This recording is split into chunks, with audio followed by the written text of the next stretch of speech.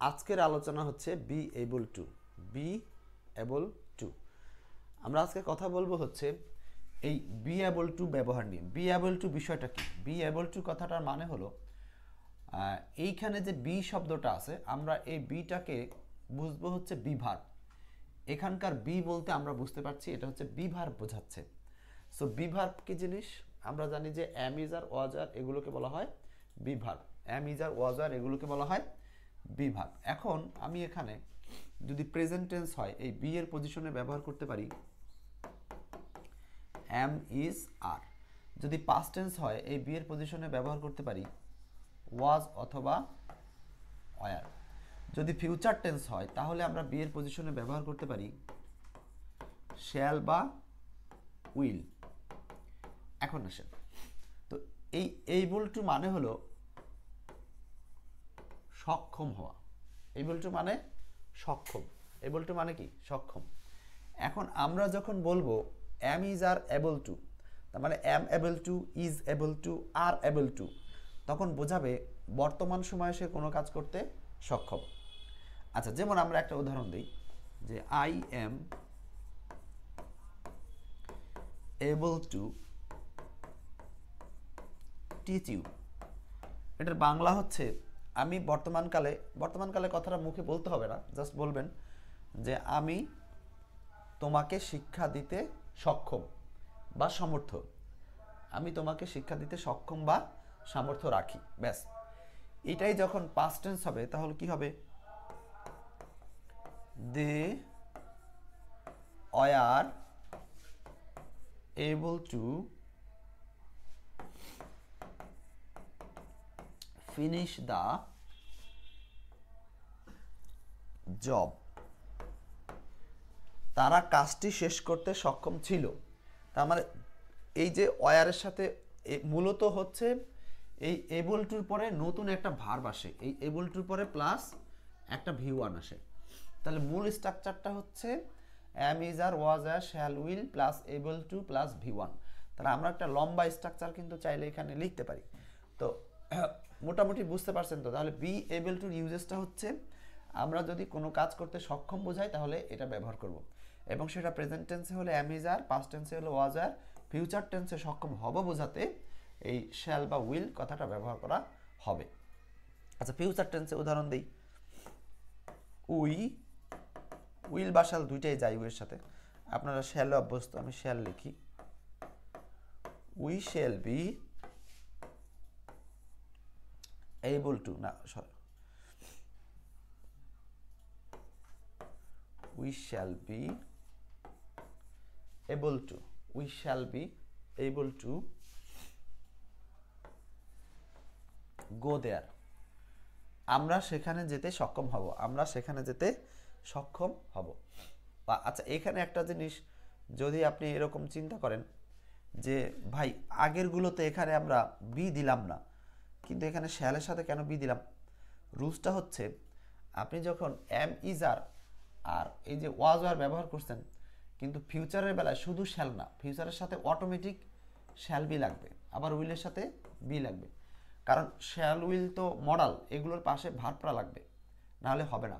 R M is are was আর এগুলো তো নিজেরা মেন ভার্ব হতে পারে, কিন্তু শ্যাল উইল তো একা একা মেন ভার্ব হতে পারে না। এই কারণে এদের বি এর সাপোর্ট লাগবে, এদের বি এর সাপোর্ট লাগবে। আচ্ছা, তাহলে ক্লিয়ার?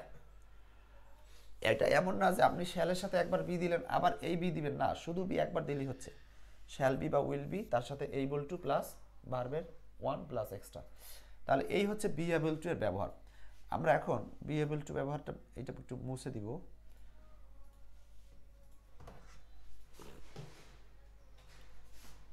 দেখেন,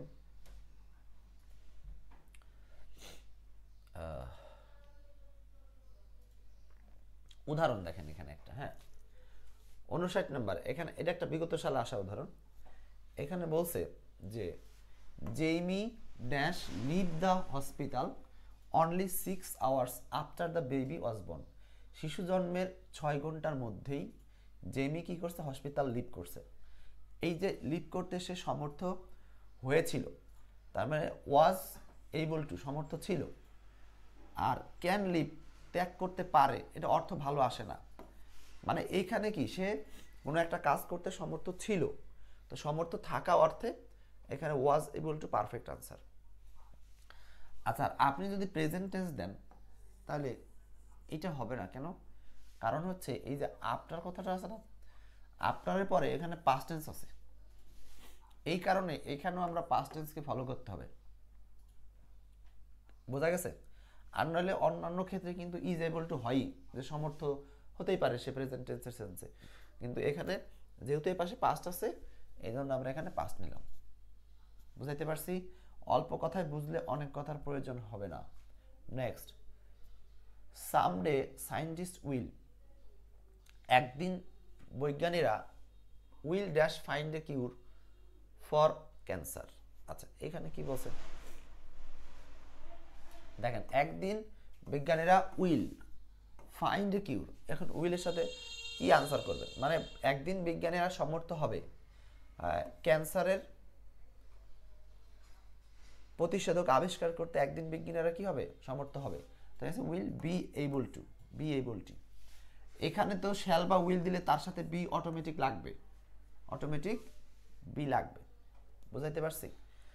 আর বাকিগুলো দিলে অর্থ মিলবে না। যেমন আপনি যদি দেন someday scientist will have find, will have find হয় না, কারণ হ্যাভ দিলে এখানে ফাইন্ড ভি1 হয় না, হ্যাভ দিলে তো ভি3 হওয়ার দরকার ছিল, হ্যাভের সাথে হয় ফাউন্ড।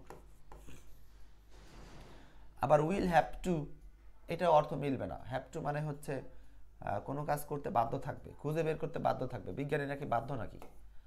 আবার উইলের সাথে শিওর, শিওর তো কোনো ভার্ব না, এটা অ্যাডজেক্টিভ, কারণ আমরা উইলের সাথে অবশ্যই ভার্ব লাগবে।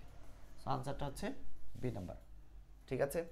সো এই যে ছোট্ট আলোচনায় আমি আপনাদেরকে দেখালাম যে কিভাবে আমরা বি এবল টু ব্যবহার করে বিভিন্ন সেন্টেন্স তৈরি করতে পারি, একই সাথে বিগত সাল আসা উদাহরণগুলো সলভ করতে পারি।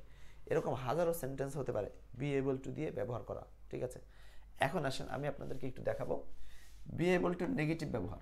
বি এবল টু এর নেগেটিভ ইউজেস। নেগেটিভ ইউজেস আর কিছুই না, আপনি শুধু একটা স্ট্রাকচার লিখলেই হবে, subject plus am is are, past tense হলে ওয়াজ ওয়ার, ফিউচার টেন্স হলে উইল বি অথবা শ্যাল বি, এই তারা উইল বি অথবা শ্যাল বি, এইগুলোর সাথে জাস্ট যোগ হবে নট, এগুলোর সাথে জাস্ট কি যোগ হবে, নটটা যোগ হবে। আচ্ছা, যারা আছেন দেখতে পাচ্ছেন নিশ্চয়ই, দেখেন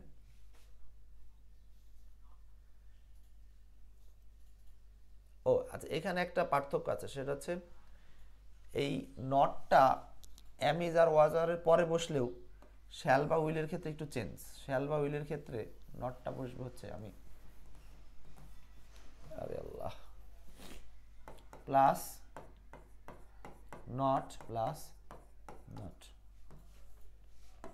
আর শ্যাল উইলের ক্ষেত্রে হলো শ্যাল নট বি অথবা উইল নট বি। এই বসালাম তো, এখন এইগুলোর সাথে হচ্ছে শুধু এইবল টু বসাবো, এইবল টু প্লাস নতুন ভার্ব বসাবো ডট ডট। এখন আপনি এই স্ট্রাকচারে পৃথিবীর যে কোনো সেন্টেন্সই তৈরি করতে পারবেন, আর সাবজেক্টের জায়গায় যে কোনো সাবজেক্ট বসাতে পারবেন। ব্যাস, এইখানে ভার্বের জায়গায় হাজার হাজার ভার্ব বসাতে পারবেন, এইখানে টেন্সের জায়গায় এগুলো দিয়ে আপনি অনেক টেন্স গঠন করতে পারবেন। যেমন আমি যদি বলি একটা উদাহরণ দিয়ে, আয়ের সাথে এখান থেকে কি হয়, এম, আপনি যদি এম নেন আয়ের সাথে, কথার কথা আমি একটু ধরেন, এখানে নিলাম আই, এখানে নিলাম am, I am not able to, I am not able to go। এইবার বাংলাটা কি হয়, I am not able to go, তার মানে আমি যাওয়ার জন্য সক্ষম না, আমি যেতে সক্ষম না। আবার এখানে যদি আমি আরেকটা সাবজেক্ট নিই, কথার কথা, ধরে নেন আমি নিলাম ইউ, ইউ এর সাথে পাস্ট টেন্স ইউজ করেন, ইউ এর সাথে দিলেন ওয়ার, নেগেটিভ সেন্টেন্স দিলে দিবেন not, you are not able to get the job. দেখছেন, তার মানে আপনি এখানে ভার্ব চেঞ্জ করে হাজার হাজার সেন্টেন্স তৈরি করতে পারবেন। আর এইখানে নেগেটিভ না করলে আপনি এই নট বাদ দিবেন, বলবেন হচ্ছে you are able to get the job, মানে তুমি চাকরিটি পেতে সক্ষম। আর নট দিলে বোঝাবে তুমি চাকরি পেতে সক্ষম না। একইভাবে ফিউচার টেন্সে যদি আপনি একটা উদাহরণ ব্যবহার করেন, ধরেন ফিউচার টেন্স আমি দিলাম হলো হি, হি এর সাথে আপনি এখান থেকে ফিউচার টেন্স নেন, উইল হবে he will not be, he will not be able to read this, he will not be able to read this. বাংলাটা কি দাঁড়াবে? He will not be able to মানে সে সমর্থ হবে না রিড দিস এটা পড়তে। ক্লিয়ার?